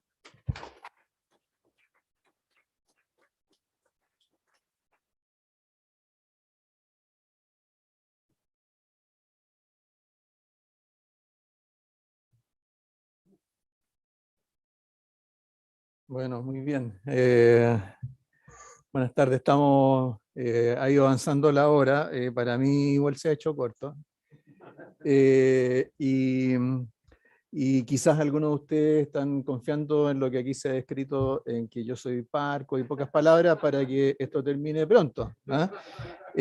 No estoy seguro que sea capaz de cumplir con ese objetivo, pero por supuesto no puedo dejar de decir unas cuantas cosas. Partiendo por agradecer a los organizadores, a los dueños de casa, a David, Sergio, Ursúa, Felipe Larraín, así como a los que nos han acompañado de manera presencial o telemática en este evento, que para mí fue inesperado, que me honra, que me compromete, pero sobre todo me conflictúa, porque yo he dedicado buena parte de mi vida profesional al tema de las instituciones y a la convicción de que las instituciones son más importantes que las personas que las integran. Y por lo tanto, en fin, enfrentarse a un homenaje personal es complejo en esas circunstancias. Ahora quiero agradecer especialmente a los que han hecho uso de la palabra, que han citado anécdotas, datos profesionales, biográficos, experiencias compartidas. En esta hora y media ustedes me han ayudado a volver sobre un camino que se extiende ya por 43 años, desde que comencé a ejercer esta profesión como ayudante de investigación de CIEPLAN, donde llegué siendo estudiante segundo año de la Facultad de Economía, atraído por un pequeño anuncio clavado en un diario mural de la facultad, que invitaba a un concurso para ser ayudante en CIEPLAN. Y yo dije, en fin, ¿qué pierdo probando? ¿Ah? Y ahí fui entrevistado por René Cortázar. Pato Meller fue mi primer jefe. Y cuento esto como el comienzo de mi carrera profesional, no solo porque fuera mi primer empleo remunerado, no particularmente bien remunerado, sino porque me permitió vislumbrar las insospechadas proyecciones de esta carrera y las exigencias que involucraba. Y siempre voy a estar agradecido de René, Pato y todo el equipo de CIEPLAN por eso. El camino que empecé a recorrer en ese momento, espero que esté aún lejos de llegar a su fin, pero hasta aquí me ha llevado a muchos temas, lugares, instituciones, mucho más de lo habitual para un economista promedio, incluso de mi edad. También me ha permitido encontrar muchas personas, algunas de ellas aquí presentes, de las cuales he aprendido buena parte de lo que sé. He sabido que yo no soy especialmente sociable, pero sí soy buen observador y buen escuchador. Por lo que les puedo asegurar que en todo este tiempo y en todos estos encuentros he ido reteniendo mucho de lo que aprendí de cada uno de ustedes en distintas etapas de la vida. Con varios de ustedes hemos tenido reencuentros múltiples. Con Rosana ya es como la tercera o cuarta vez que nos encontramos desde cuando discutíamos el presupuesto, luego la Comisión para la Reforma Previsional y ahora el Banco Central, y así con varios otros de ustedes. Pero por supuesto que este es un camino que no he recorrido solo, por lo que antes de seguir quisiera agradecer a mi familia por su compañía, paciencia, tolerancia y espíritu crítico a lo largo de estos años. La enrevesada trayectoria que he seguido en mi vida profesional me ha permitido aplicar muchas de las cosas que fui aprendiendo en el camino. Había algo que quería citar de Alejandro, pero cuando lo escuché, en realidad pensé que hay algo mucho más importante que lo que quería citar. Quería referirme a ese discurso que hizo Alejandro a la noche previa al cambio de gobierno. Pero el cambio de gobierno cuando asumió Patricio Aylwin. Pero Alejandro mencionó algo que yo creo que ha sido mucho más, que me ha marcado mucho más en mi vida profesional, que es el tema de adelantarse a los hechos. Yo creo que eso es algo que te lo escuché muchas veces, Alejandro, y creo que me quedó grabado muy profundamente, porque en muchas cosas de las que he hecho, es justamente lo que he tratado con los equipos con los que he trabajado, con las instituciones que he liderado, las cuales he participado, es adelantarnos a los hechos, no esperar a que uno se vea obligado a hacer algo, sino que pensar hacia adelante. Y yo creo que esa enseñanza es algo que me ha acompañado toda la vida y por la cual te agradezco especialmente.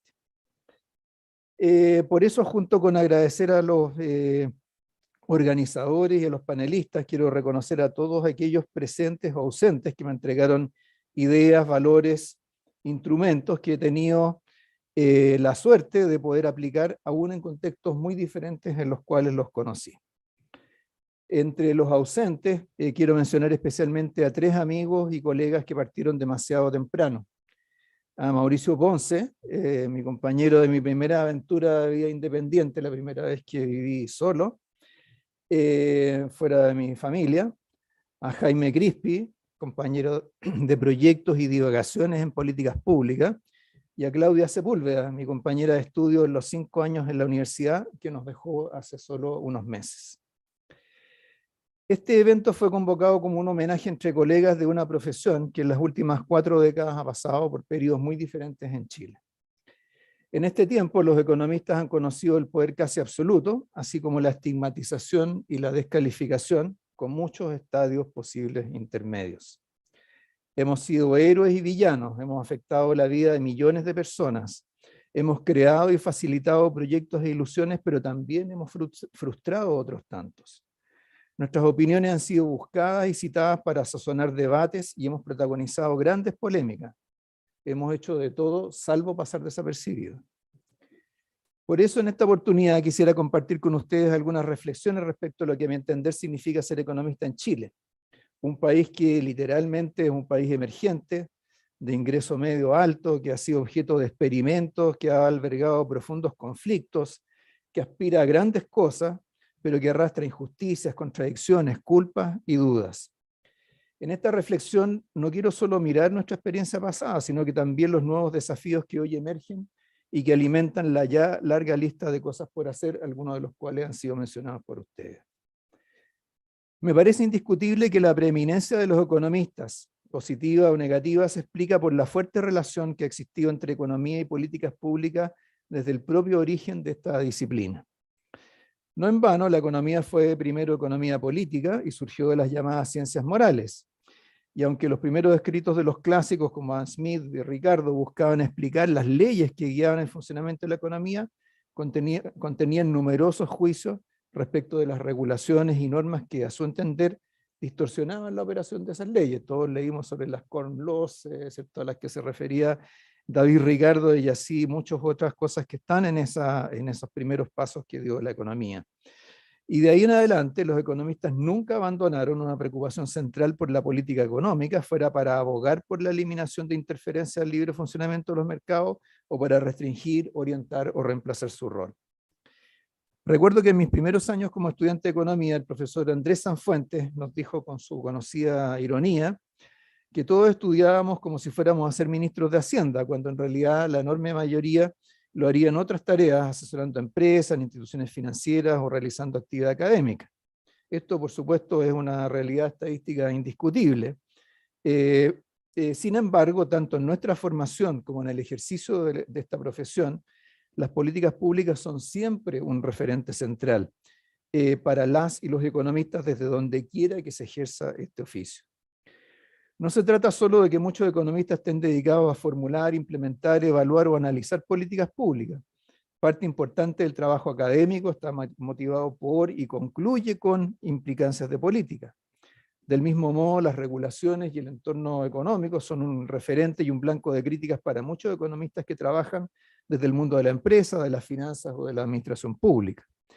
Y por si todo esto fallara, siempre existirá alguien que en un asado o en algún otro evento busque nuestra opinión profesional sobre las últimas medidas del gobierno o del Banco Central.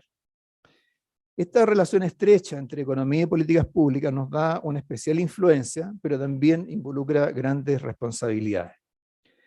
Parte de esta influencia tiene que ver con el hecho de comunicar limitaciones, explicar que ciertas cosas no son posibles por sus costos, por sus inconsistencias o por sus efectos secundarios.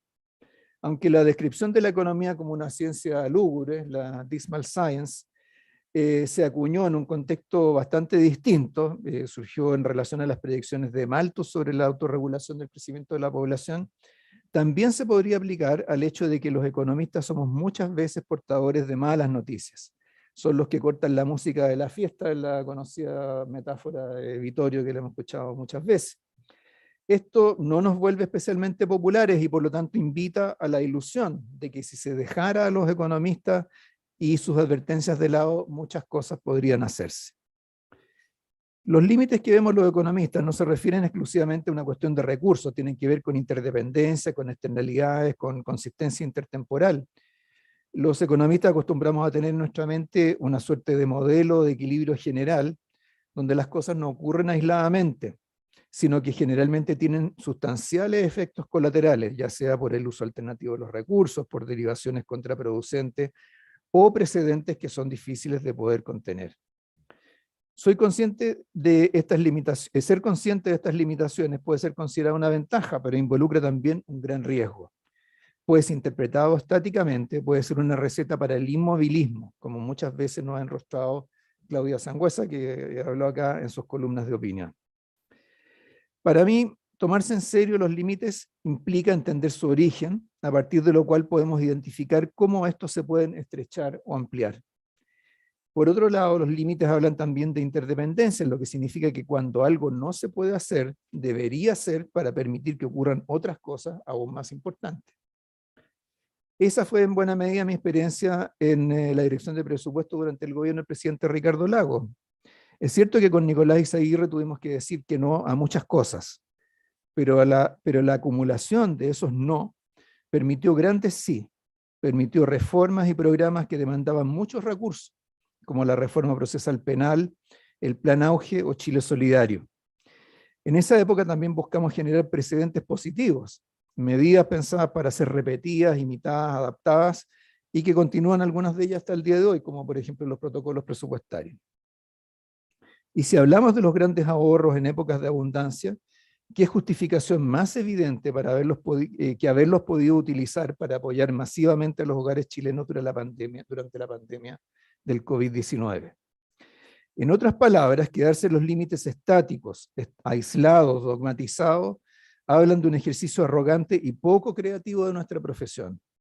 Ser guardianes de los límites nos puede dar poder, pero ese poder puede ser también retrógrado y destructivo. Si nuestra profesión nos entrega herramientas para entender y comprender los límites, también nos debería capacitar para explicar cómo estos pueden cambiar y cómo contribuir a lograrlo. Quizás algo de este tipo tuvo en mente Keynes cuando dijo que, comillas, sería espléndido si los economistas se las pudieran arreglar para ser vistos como personas humildes y competentes al mismo nivel que los dentistas. Probablemente en la época de Keynes los dentistas eran más humildes y competentes que lo que a veces son hoy día, pero creo que es una interesante comparación. Algunas de nuestras responsabilidades dicen relación con que buena parte de la economía trata con el comportamiento humano. Para entenderlo, modelarlo, aplicarlo, el pensamiento económico ha recurrido a inevitables abstracciones y generalizaciones, la más común de las cuales es la que llamamos la racionalidad económica. Esto es la idea de que las personas en sus decisiones ponderan cuidadosamente beneficios y costos en función de sus preferencias individuales y eventualmente están sujetos a diversas restricciones, información, tiempo, liquidez o regulaciones. Pero al tratar con el comportamiento humano, sin embargo, la economía se topa inevitablemente con otras disciplinas que abordan esta materia y al mismo tiempo se hace responsable de las consecuencias que las políticas alimentadas por este análisis tienen sobre las propias personas. El pensamiento económico del último medio siglo ha reconocido en buena medida las limitaciones de la racionalidad económica tradicional para explicar el comportamiento individual, así como las dificultades para agregar preferencias y decisiones individuales.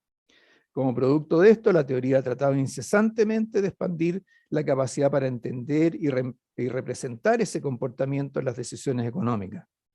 No en vano, el trabajo desarrollado en torno a las expectativas racionales, la teoría de juegos, la geografía económica, la economía de las instituciones, la nueva economía política, la economía del comportamiento, los experimentos naturales, acaparan buena parte de los premios Nobel de economía de las últimas décadas.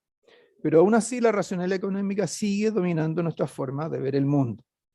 Quizás una razón sea la dificultad para formalizar y aplicar otras formas de modelar el comportamiento humano, pero sin embargo, creo que también incide nuestra incapacidad para reconocer que al pedir prestados conceptos de otras disciplinas, la lógica, la psicología, la sociología, el derecho, la ciencia política, la educación, la neurociencia, no basta con ponerles el apellido de económico para dominarlas plenamente, y que quizás mucho más productivo que apropiarse de ellos puede ser desarrollar un trabajo realmente interdisciplinario, donde los economistas seamos capaces de trabajar codo a codo con otros especialistas.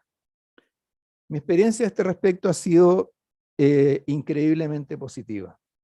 Desde el trabajo con abogados y parlamentarios al legislar sobre temas económicos hasta la preparación de grandes reformas sociales y la conformación de equipos multidisciplinarios para abordar estudios sobre desarrollo territorial, etcétera, siempre he encontrado sinergias que conducen a mejores decisiones, oportunidades de aprendizaje y de reflexión. Esto nos enseña también a ser más humildes, recordándonos que los economistas no somos poseedores de la verdad, ni los únicos preocupados de la rigurosidad conceptual y de la evidencia cuantitativa, lo que no impide que podamos aportar un pedazo de ella, lo que siempre puede ser valioso para otras disciplinas. Son tantas mis buenas experiencias de trabajo multidisciplinario que me cuesta seleccionar ejemplos, pero me arriesgo con 3 que afortunadamente han sido mencionados por ustedes. La jornada escolar completa, donde reconocimos la importancia del tiempo para el aprendizaje escolar y los recursos que eso demandaría. Carolina mencionó el tema de la gestión pública. Recuerdo nuestro paper sobre gestión pública que escribimos para CIEPLAN a fines de los 90 y que trajo a la realidad chilena la pregunta de cómo transformar a los usuarios de servicios públicos de súbditos en ciudadanos. Y también, en tercer lugar, creo que es especialmente válido mencionar el intenso diálogo con los epidemiólogos que nos permitió comprender el impacto de la pandemia del COVID-19 sobre la evolución de la economía en los últimos 2 años. En todos estos casos, los economistas nos ubicamos no por sobre, sino en el mismo nivel de otras disciplinas, para producir reformas, estrategias y medidas que permitieran enfrentar problemas de gran relevancia para el país. Por esta razón quiero agradecer a los abogados, educadores, médicos, cientistas políticos, periodistas, urbanistas, sociólogos con los que he tenido el privilegio de encontrarme a lo largo de más de 4 décadas. Aquellos que tuvieron la paciencia para resistir los prejuicios economicistas, invertir en explicar cosas que a nosotros nos cuesta entender y hacerme comprender que había un mundo rico en pensamiento, en rigurosidad, en experiencia y evidencia fuera de la economía y no necesariamente contrario a ella.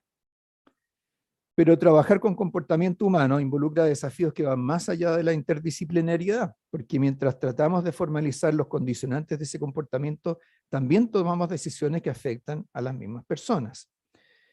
Al presentar las actividades del Banco Central en materia de educación financiera, muchas veces he recordado que gran parte de las decisiones que mueven en la economía no son ni de las empresas, ni de los bancos, ni de los fondos de inversión, sino de las personas y de sus familias. Es así como 3/4 partes de la demanda interna corresponde al consumo de los hogares, quienes al mismo tiempo contribuyen al 40% del ahorro nacional, representan más de la mitad de los pasivos bancarios.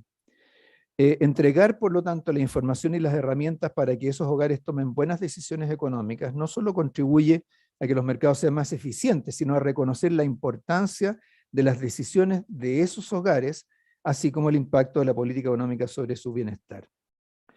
En estas circunstancias, que los economistas nos interesemos en el bienestar de la ciudadanía no es una expresión de lo que Carlos Peña ha llamado buenismo, sino que debería ser parte central de nuestra formación y de nuestra actuación. Esto requiere, sin embargo, ir más allá de las intuiciones o las abstracciones para generar información, mecanismos de comunicación y un lenguaje en el que seamos capaces de entendernos. Esto es necesario porque promover el interés general sobre los intereses particulares, como muchas veces intentamos hacer, implica un esfuerzo serio, sistemático y generoso para conocer qué es lo que forma parte de dicho bienestar general o qué es lo que contribuye a este y cómo lo entiende la gente. Un buen ejemplo a esto es la referencia al costo de la vida que escuchamos muchas veces durante la época del estallido social. En esa época mucho nos desconcertó porque en esa época la inflación estaba por debajo del 3%, entonces uno decía, bueno, ¿a qué se está refiriendo? Pero investigado más a fondo, conversado más a fondo, nos dimos cuenta que por costo de la vida la gente entiende mucho más que la variación del IPC. Para incluir también la carga financiera, los gastos en educación y salud y otros factores que reducen el ingreso disponible para financiar gastos habituales. Ahora es paradojal que hayan sido los bancos centrales, posiblemente las instituciones más herméticas y crípticas de todas, las que hayan liderado el esfuerzo por incorporar sistemáticamente las comunicaciones en su trabajo en los últimos años. Creo que esto se explica porque el capital más importante de los bancos centrales no es su patrimonio, que en nuestro caso, como sabemos, es negativo, ni su profesionalismo, que sí es mucho, sino la confianza del público. En el caso de nuestro Banco Central, esto se refleja no solo en la comunicación de las decisiones de política monetaria, sino también en la realización de la encuesta financiera de hogar, el informe de percepciones de negocios y el apoyo a las encuestas de sentimientos económicos. Quisiera aprovechar de reconocer a quienes desde el Banco Central tuvieron la visión para poner en marcha estos esfuerzos. A Vittorio, a Pepo, a Rodrigo Vergara, a Jorge Marchal, Manuel Marfán. En los últimos años, la valoración de la comunicación para el trabajo del Banco Central se ha fortalecido y se ha traducido en un esfuerzo sistemático por simplificar el lenguaje de nuestros informes, generar productos comunicacionales dirigidos a distintos tipos de público, intensificar el diálogo con actores regionales y sociales y usar proactivamente las redes sociales. Los tiempos actuales involucran desafíos adicionales en esta dirección. En la era de las comunicaciones instantáneas y el dominio de las redes sociales, la única forma de mantener la confianza en las instituciones es ser capaces de escuchar e invertir mucho en explicar. Hoy día ya no se puede justificar una medida económica argumentando que la autoridad consideró todos los antecedentes y tomó sus decisiones. Si no podemos explicar por qué se decidió hacer algo y por qué no se podía hacer otra cosa, quizás no lo deberíamos haber hecho en primer lugar. A este desafío agrego otros dos en una perspectiva de futuro. Primero, el potencial que representa el acceso a grandes volúmenes de datos y capacidad para procesarlos. A estas alturas, las bases de datos administrativos han acumulado suficiente trayectoria y calidad en Chile para ser una fuente fiable de información sobre materias que hasta hace poco solo podíamos seguir a nivel de agregados, promedios y de encuestas, con las limitaciones que estas tienen. La Big Data provee volúmenes aún mayores y de mayor frecuencia de datos e información cualitativa que pueden ser usados para indagar temas sobre los cuales hasta hace poco solo podíamos teorizar. El aumento de la capacidad de procesamiento, la inteligencia artificial por su parte, multiplican las posibilidades de análisis de estos datos. Esta conjunción de factores da una oportunidad única para aumentar la granularidad del análisis económico, cuantificar las dimensiones de la desigualdad y la diversidad en la economía y profundizar sobre los fundamentos microeconómicos de la macro. Aprovechar este potencial puede cambiar significativamente nuestra forma de entender la economía, de calibrar y evaluar el impacto de las políticas públicas, pero además, por supuesto, nos puede llevar a entender la economía a una escala mucho más humana.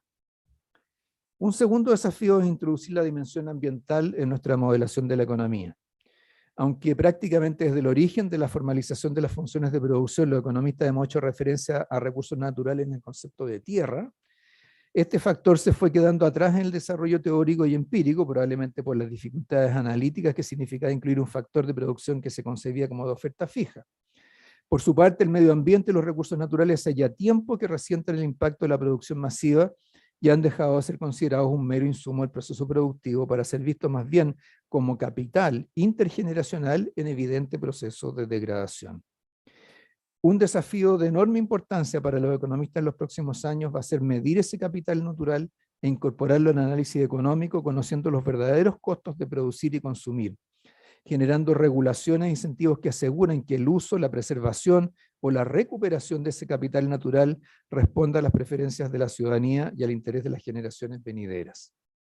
Creo que es importante reconocer el papel en este sentido que cumplió Felipe, encabezando aquella red de ministros de Hacienda, ¿cierto?, por las finanzas verdes, y también el aporte que Joaquín Vial ha hecho al Consejo del Banco, haciéndonos entender estos temas y por supuesto la enorme creatividad y entusiasmo que ha puesto Elías Albagli en tratar de implementar todo esto.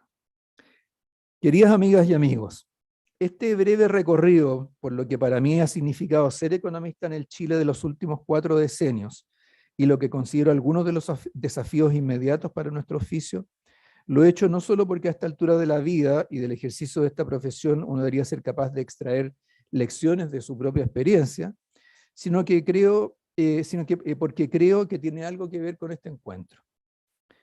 Este fue convocado como un homenaje que me hacen mis colegas economistas. Cuando David Bravo me llamó para contarme, me pregunté por qué a mí, después de todo, de quienes nos encontramos en esta sala, no soy el más antiguo, ni el que tiene una trayectoria más larga, no soy el que más sabe de macro, de política monetaria, de econometría o de finanzas. He escrito mucho pero no soy el más citado en las publicaciones académicas, como siempre se encargará de recordarlo Pepo. Estudié en Cambridge, pero no llegué a obtener el doctorado porque preferí volver a Chile para incorporarme a la recuperación y construcción de la democracia a fines de los 80. Entonces es posible que este homenaje tenga algo que ver con lo que en mi vida, con mi vida profesional y el ejercicio de cargos públicos, con lo que en mi vida profesional y en el ejercicio de cargos públicos he tratado de aplicar, que son algunas de las lecciones para el ejercicio de esta profesión que acabo de recorrer. Responsabilidad, curiosidad, interdisciplinariedad, creatividad, persistencia, humanidad, capacidad para trabajar en equipo. Todo esto creo que se puede resumir en un concepto y una lección. Los economistas debemos ser capaces de salir de nuestra zona de confort. En tiempos como los de Chile hoy, tenemos que cuestionarnos, tenemos que esforzarnos por comprender nuestro entorno, imponernos nuevos desafíos y dialogar y aprender mucho de otros para poder responder precisamente a esos desafíos. Eso, por supuesto, no significa avergonzarnos de nuestra profesión o aproximarnos a las políticas públicas con un sentimiento de culpa. Es mucho lo que los economistas hemos aportado en las últimas décadas al progreso del país. Supimos administrar la abundancia y prepararnos para la escasez. Por esta razón, los economistas no debemos quedarnos callados cuando observamos riesgos y malas ideas en el debate público. Aún así, deberíamos ser capaces de desafiarnos continuamente a nosotros mismos, someternos al escrutinio técnico y ciudadano, buscar mejores prácticas y aprender de las buenas experiencias de otras instituciones o países. Esto es algo que en lo personal he buscado, promovido y practicado incansablemente desde hace muchos años. Al abogar por salir de la zona de confort de los economistas, desafiarnos continuamente a innovar, no sé si puedo reclamar haberlo hecho a toda la escala necesaria o posible. No obstante, creo que puedo decir que he sido un economista que nunca me he quedado tranquilo y no pretendo dejar de hacerlo todavía. Les agradezco este homenaje en nombre del inconformismo, porque me anima a seguir practicándolo y anima a otros a que lo hagan aún mejor. Muchas gracias.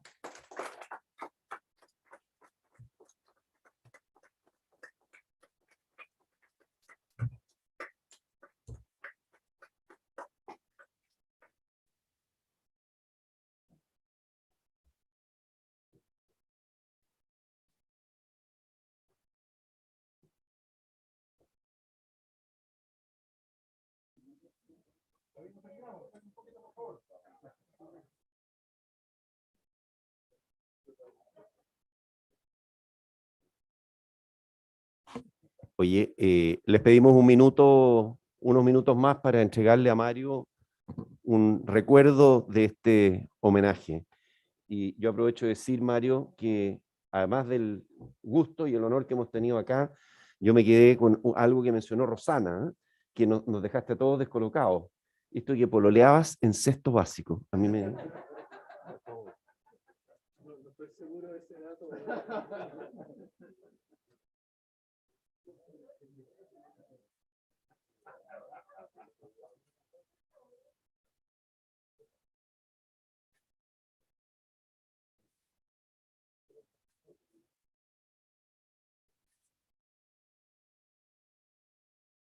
Otro título más.